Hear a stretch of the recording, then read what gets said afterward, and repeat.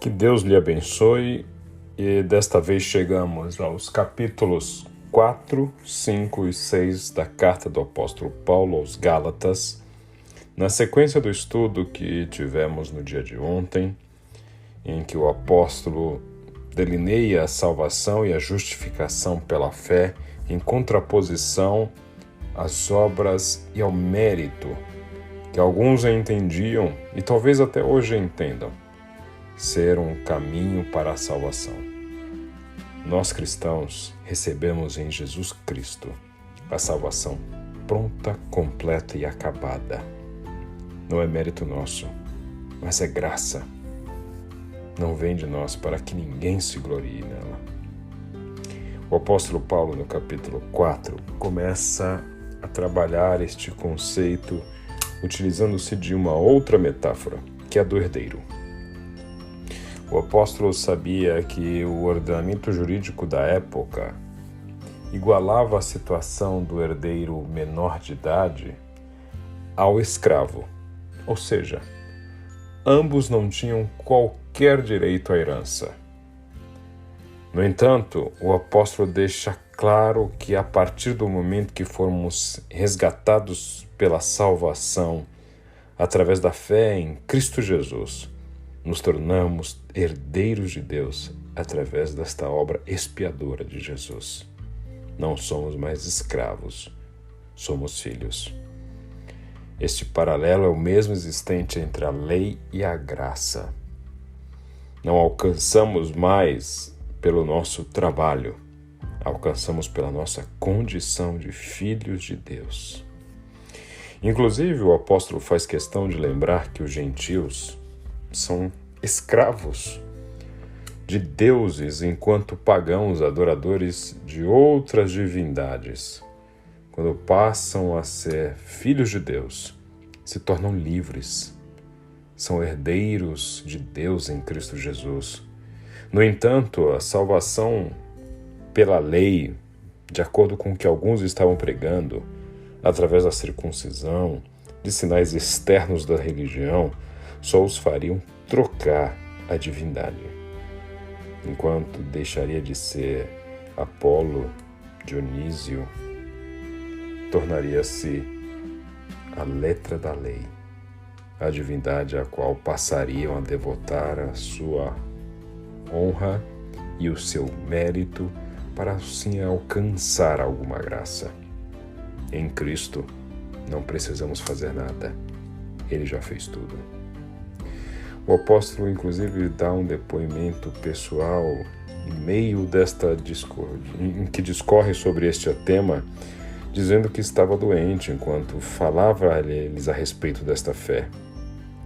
E ele viu em olhos e ao vivo quanto carinho tinha recebido destes irmãos ao pregar esta salvação pela fé. E desde então o que ocorreu? Para que ele então recebesse o testemunho de que estes mesmos irmãos estavam abandonando esta pregação da salvação pela fé para render-se a uma salvação através de atos externos e observância à lei. Novamente, recorrendo a imagens da história de Israel, este mesmo Israel que alguns gostariam de usar para tentar demonstrar que não bastava aceitar a Cristo, mas também a sua posição geográfica e étnica de judeu. E então Paulo recorre a uma imagem muito comum para estes judeus, que era a relação de filiação diferente existente entre Ismael e Isaque. Enquanto Ismael era filho do sangue, pois do ponto de vista genético tinha a mesma carga de filiação de Abraão que Isaque, Ismael é o filho da escrava. Ismael é o filho da relação espúria. Ismael é o filho da relação à vida sem sentimento algum, sem observância ao amor que deve preceder qualquer tipo de relacionamento. Ele é simplesmente filho da escravidão, filho de uma relação física. Enquanto Isaque é o filho da promessa, é o filho da relação de amor, é o filho da liberdade. é o Filho da graça.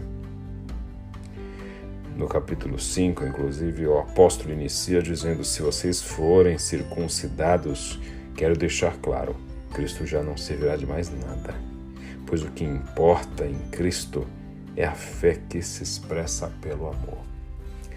E então este conceito é bastante repetido pelo apóstolo, que deixa de falar sobre esta fé de um ponto de vista metafísico, etéreo, para começar a expressá-la de forma mais prática. A fé que o cristão vive e que é a razão da sua salvação pela graça é uma fé que precisa se expressar pelo amor. Porque esta graça que nos salva não nos dá a liberdade de sermos filhos para pecar, mas para servir. Se o apóstolo pudesse resumir, e ele assim o faz, toda a lei que foi escrita por Deus para o nosso bem, ele resume naquilo que Jesus disse ser o versículo, a ordem que sustenta toda a lei. Quando ele diz: a lei se resume em ame o seu próximo como é você mesmo. Por isso, ele começa a trabalhar mais uma oposição de conceitos aqui, que é a vida no espírito e a vida na carne. Segundo o apóstolo, estes que desejavam atender aos requisitos externos dos sinais da religião, buscando atender à lei, nada mais são do que aqueles que buscam viver na carne. E esta vida na carne que busca atender à lei gera frutos da carne. No entanto, a proposta da salvação pela fé é a vida no Espírito, consequência da graça. E ao viver no Espírito, geramos em nós o fruto do Espírito. E este fruto do Espírito para o apóstolo, lá no capítulo 5, ele gera uma série de consequências e implicações na vida do servo de Deus, que nada mais é do que amor, alegria, paz, paciência, amabilidade, bondade, fidelidade, mansidão e domínio próprio. Ou seja, não é um conceito etéreo e distante a salvação pela fé. Salvação pela fé decorre de alguém que entende o que é a vida no Espírito, e a vida no Espírito é algo extremamente prático que produz em nós paz, bondade, fidelidade, mansidão, domínio próprio. Como diz o apóstolo, não há lei contra estas coisas. E então segue para o último capítulo, onde o apóstolo, sim, mais uma vez, começa a falar do aspecto prático desta salvação.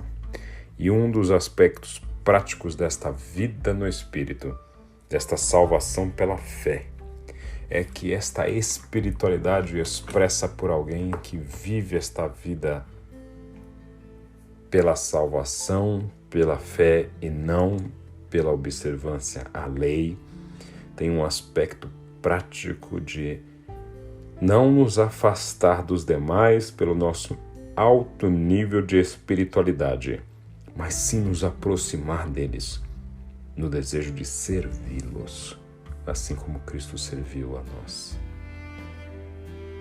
Esta vida na carne, então, é uma vida que busca atender os seus próprios interesses.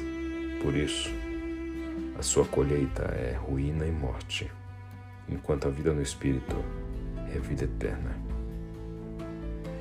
Em oposição aos que querem ser circuncidados, então, o apóstolo deixa claro que o seu único interesse é que a glória seja dada à cruz de Cristo e não a qualquer sinal externo. Por isso a importância de não haver circuncisão ou qualquer prisão a demonstrações externas dessa religiosidade. A circuncisão que o cristão precisa ter é em seu próprio coração, ao entender que a cruz de Cristo já fez todo o serviço para que fôssemos salvos.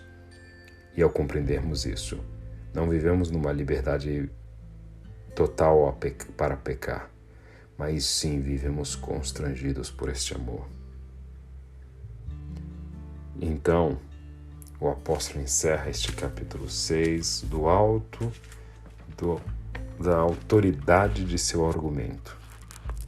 Apesar de todos os questionamentos à sua autoridade apostólica, apesar de alguns dizerem que ele não seria um apóstolo no mesmo nível dos demais por não ter andado com Cristo durante os seus 3 anos na terra, o apóstolo deixa claro que o que ele prega porque viveu. Prega porque leva na carne as cicatrizes deste amor a Cristo.